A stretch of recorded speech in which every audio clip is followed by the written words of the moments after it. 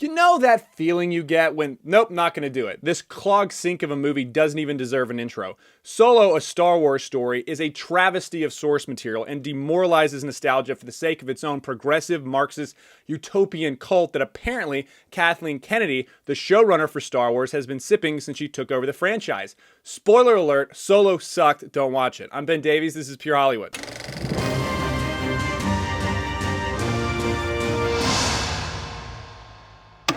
The movie ratings are irrelevant because I hope you don't watch it, but here we go. As a movie, Solo is a 2 out of 5 and would be a 0 if Disney didn't have the contracts necessary to completely pimp out the characters we love for the sake of its own man-hating and Karl Marxist agenda. There are some fun special effects, an interesting meeting between Han Solo and Chewie, and a great train heist in the first 15 minutes. After that, there's nothing. As a film, it's a 2 out of 5. And this is all due to extremely lazy writing to promote empowerment, and Disney managed to make Han Solo a commoner in his own movie. And this was all a necessary sacrifice to promote a social justice droid, powerful female biracial children. No, I'm not kidding, they actually did that. And they had to make sure that Han Solo and every other male character in the movie are cheaters, babbling fools, abusers, or straight up incompetent. But don't worry, Han Solo shoots first. My faith in values is a 0 out of 5. Let's just keep this going. Now, I grew up in the church, and there's a lot of people that did not like the Star Wars movie because of the idea of the Force, and they thought it was too mystical. But you can never deny the clear picture and representation of good versus evil. It was clear. And also the way that evil will tempt you. But in these movies, the 18th century French philosophers, progressive ideas, and moral relativism are on full display. No one is really good or evil, it's all subjective. Unless you're an oppressive white man. Well, then you're really bad, even if other characters are doing the exact same thing. And let me be perfectly clear, if Disney didn't have the contracts needed to slap Star Wars to get people in the seats on the title of this film,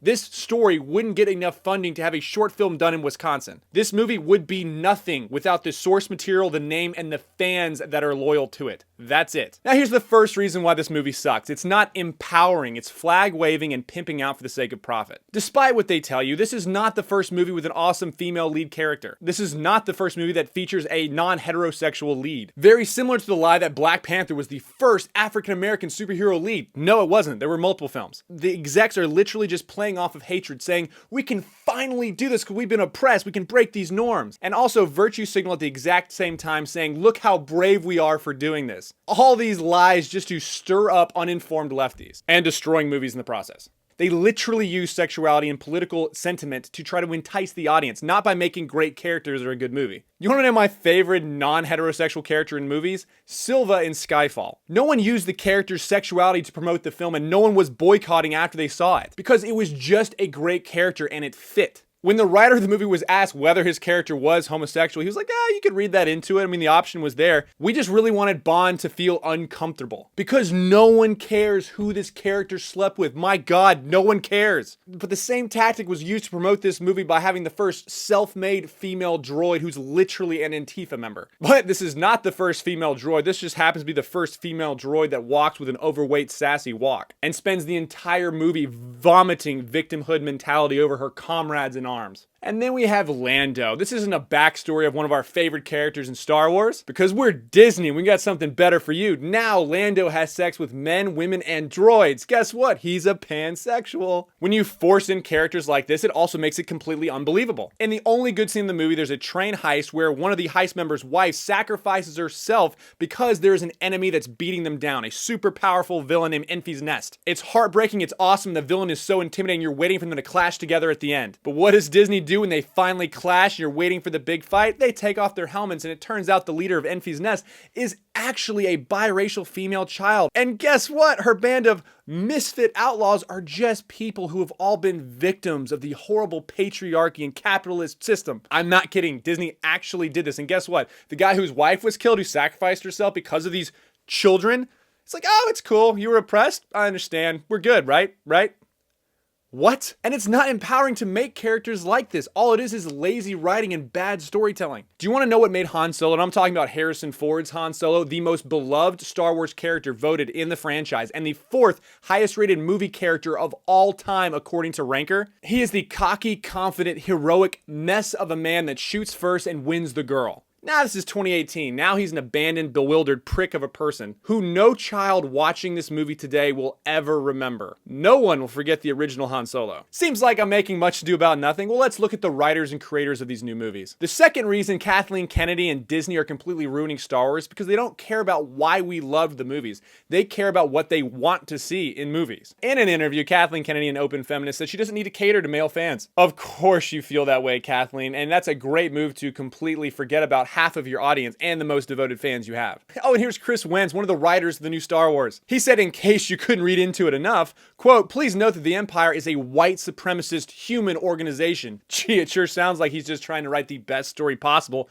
with our beloved characters, right now. J.J. Abrams, who they brought on to direct, help reboot the franchise and write some of these films, his new company is imposing diversity quotas because it's 2018. And if you needed more evidence that they're pandering to one side, in an open interview, J.J. Abrams was asked if he was going to have more Asians in his movies, and he said, "First off, I want to say, go Asians! I'm not casting these movies that are coming up, but if I was, I would cast them as only Asians." Polygon said, "Even if The Force Awakens sucks, it's made one big diverse achievement for Hollywood. Ugh. And if you didn't think the movies were that great, well, they have an answer for why you feel that way." An article by Wired says, Star Wars, The Last Jedi will bother some people. Good. It says, quote, "The Star Wars fans upset that the franchise's heroes now include clutches pearls, women and people of color, and the misogynist, racist, classless, dark side of the population that's always been present, wielding power in one form or another." So basically, if you don't like the new Star Wars, you're a racist, bigot, homophobe, classist, people of power, the bourgeois. Have you heard these arguments before? And no, you virtue signaling psychopath, I do not care what class or gender or whatever's on screen, and neither do 99% of all the other Star Wars fans. I was genuinely fired up to see a premier female Jedi on the big screen, and she's not the first female Jedi. There have been many in the past movies that just haven't been featured as much, as well as in the books. However, because in their mind, if their new character is a female lead, person of color, sexually ambiguous, insert whatever, these characters must be the most virtuous,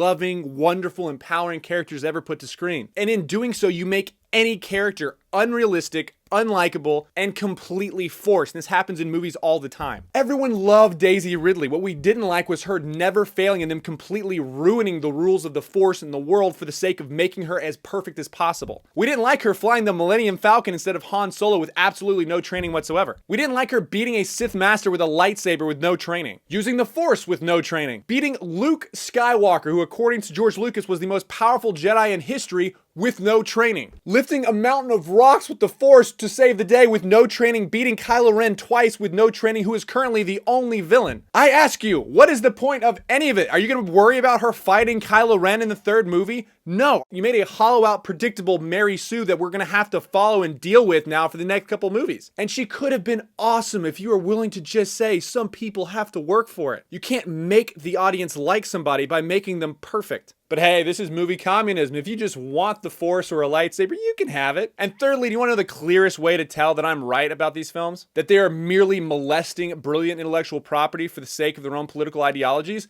Compare it to Marvel. The Marvel characters have been beloved and worshipped for years, long before Star Wars was created. Disney bought both franchises, but Marvel is run by a dude named Kevin. How the fans and critics liked his movies? They loved it on both sides of the board. Kathleen Kennedy, who's in charge of Star Wars, is a open lefty, and her fans literally have petitions now to boycott the films until Disney fires Kathleen. Both franchises have passionate fans that care deeply about the characters, but one is completely being ruined for the sake of politics. So don't watch Solo. Don't let this keep happening. Send them a message, because guess what? This generation needs heroes, and they need to see that there is an actual right and wrong, and that there's more to people than just their gender, their sexuality, or whatever. And most importantly, you don't just wake up and start using the Force and beating a Master Jedi. Come on. I'm Ben Davies. This is Pure Hollywood. And another fantastic news, you can now download the Rebel app and take me with you wherever you go to get exclusive content in the entire Rebel lineup.